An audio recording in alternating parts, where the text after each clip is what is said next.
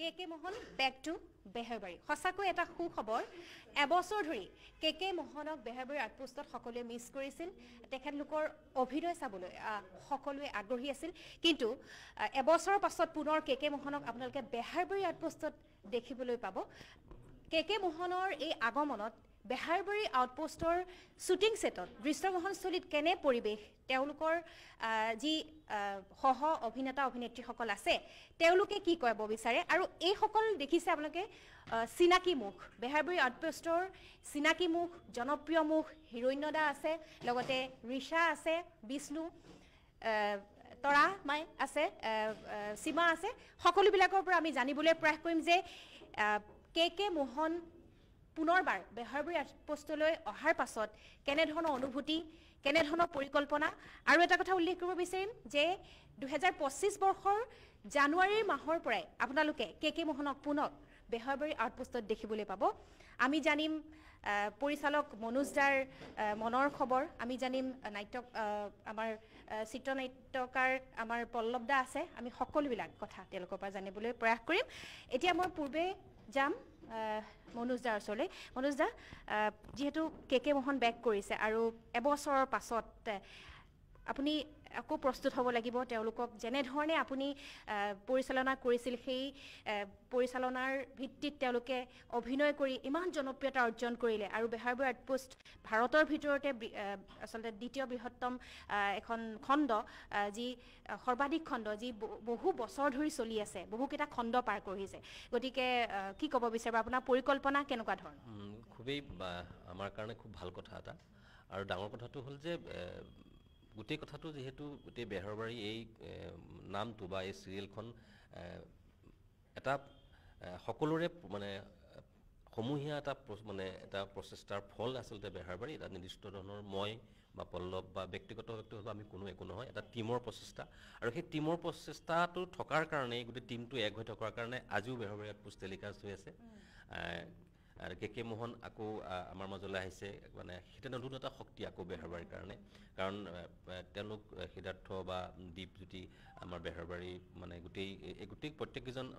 মানে আমাৰ আৰ্টিষ্টেই এটা নিজৰ ক্ষেত্ৰত নিজে নিজে এটা স্থান তেওঁলোকৰ সদায় আছে সদায় থাকিব আৰু সেইটো যদি খালী ঠাই হৈ আছিলে এতিয়া খালী ঠাইটো আকৌ পূৰ হ'ব গতিকে বাক্যটো পূৰণ হ'ব খালী ঠাইত যেতিয়া আকৌ বাক্যটোত সোমাব খালী সবেই কে মোহন তেতিয়া ভাবিছোঁ এটা নতুন গতি পাম আকৌ নতুন এটা উদ্যমেৰে আকৌ আমি সাজু হৈছোঁ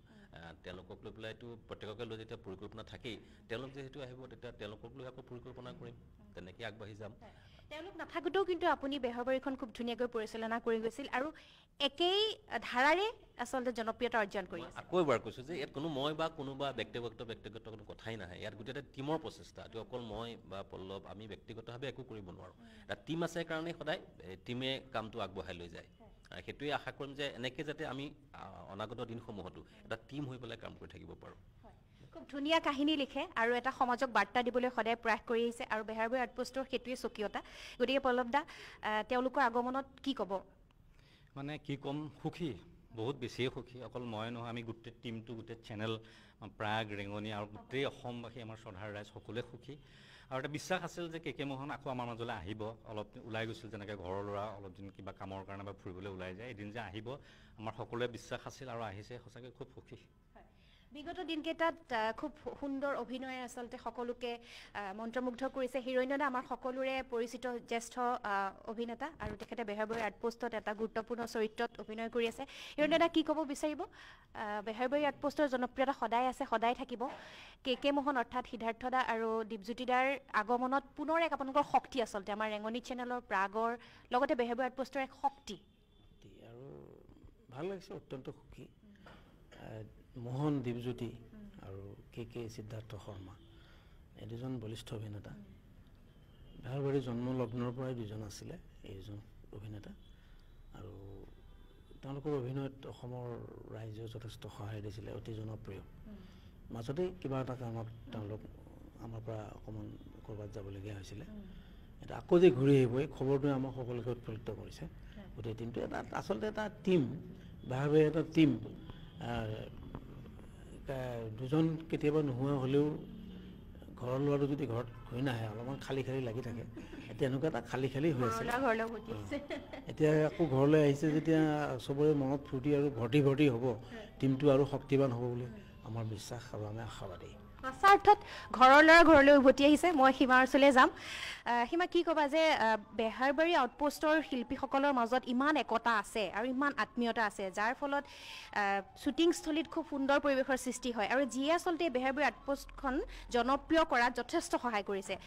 বহু বছৰৰ পৰা জড়িত হৈ আছে কে মোহনৰ লগত প্ৰথমবাৰো অভিনয় কৰিছিল আকৌ এতিয়া আহিব আকৌ অভিনয় কৰিব কেনেকুৱা ধৰণৰ আপোনাৰ উৎসুকতা কেনেকুৱা ধৰণৰ এক্সাইটমেণ্ট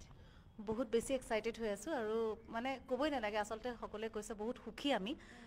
আমাৰ ঘৰৰ মানুহ ঘৰলৈ ঘূৰি আহিছে আচলতে তেওঁলোক আমাৰ মাজত নথকা নিচিনা নহৈছিলেই তেওঁলোকে যেনেকৈ অনুষ্ঠানৰ খাতিৰত কেতিয়াবা 15 দিন এমাহৰ কাৰণে ওলাই যায় এইবাৰ যেনিবা তেওঁলোকে কিবা এটা কামৰ কাৰণে এবছৰৰ কাৰণে গৈছিলে আকৌ ঘূৰি আহিছে আমাৰ মাজত নথকা নিচিনা নাছিলে আমাৰ এনেও কথা বতৰা অনবৰতে হৈয়ে থাকে আৰু এতিয়া আকৌ আহিছে আকৌ আমি এটা টীম হৈ কাম কৰিম খুব ভাল লাগিছে আৰু আমাৰ যে এই আত্মীয়তাটো আমাৰ মাজত এটা ফূৰ্তি হৈ থাকে সেইটোৰ আচলতে সেই কেকেদা হওক মনোজ দা পল্লৱ দা তেওঁলোকে আমাক ইমান সহজ কৰি দিয়ে ইমান একদম আৰম্ভণিৰ পৰা আমাৰ মাজত ইমান মানে সেই হৈছে বেহাৰবাৰী আউটপোষ্টৰ গোটেই টীমটো আৰু যিহেতু পুনৰবাৰ আহিব পুনৰবাৰ সকলোৱে দেখিবলৈ পাব কে আৰু মোহনক আৰু এই সন্দৰ্ভত সিদ্ধাৰ্থ শৰ্মা অৰ্থাৎ কে কিছু প্ৰতিক্ৰিয়া প্ৰকাশ কৰিছে আমি মুহূৰ্তত শুনাই ল'ব বিচাৰিছোঁ আৰু মই তেওঁলোকক কৈ মেলি আহিছোঁ আগৰ ইণ্টাৰভিউটো মই কৈছোঁ যে মই এবছৰৰ কাৰণে অকণমান বেলেগ কাম কৰিব বিচাৰোঁ আৰু তাতে শেষ হ'ল মোৰ কাম এবছৰে আছিলে কিন্তু তেওঁলোকৰ লগত যোগাযোগ হ'ল আকৌ এইখনতো একে আৰম্ভণিৰ পৰা যিহেতু মই থকাই একে জন্মৰ পৰা গতিকে আকৌ ইয়াত আৰম্ভ কৰিছোঁ জানুৱাৰী মানৰ পৰা শ্বুটিং কৰিম এতিয়া প্ৰম'বোৰ শ্বুট কৰিলোঁ আৰু এইটো মানে সুবিধাতে যে অসমবাসী ৰাইজক আগন্তুক ইংৰাজী নৱবৰ্ষৰ চেনেলৰ জৰিয়তে মই ওলগ জনালোঁ সকলো ভালে থাকক সুস্থ থাকক হাঁহি থাকক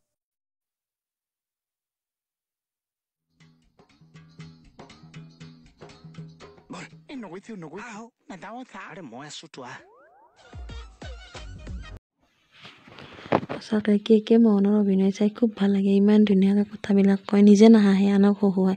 খুব ভাল লাগে আজিকালি এনেকুৱা মনোৰঞ্জন দিব পৰা মানুহ খুবেই কম আছে তো তেওঁলোকৰ অভিনয় চালে দুখতো হাঁহি ওলাই যায় ঠিক আছে তেওঁলোকৰ মানে সুস্বাস্থ্য কামনা কৰিছোঁ আৰু ভালে কুশলে জীয়াই থাকক আৰু আমাৰ ৰাইজৰ মাজত যাতে আৰু হাঁহিৰ বিৰিঙিব পাৰে তাৰে কামনা কৰিছোঁ ঠিক আছে মোৰ ক'ব লগাখিনি মানে আপোনালোকৰ যদি কিবা ক'ব লগা আছে কমেণ্ট বক্সত কমেণ্ট এটা কৰিবলৈ নাপাহৰিব আৰু যিসকলে মোৰ চেনেলটো নতুনকৈ আছে মোৰ চেনেলটো ছাবস্ক্ৰাইব কৰিব কাষতে থকা বেল আইকনটো টিপি দিব জয় আই অসম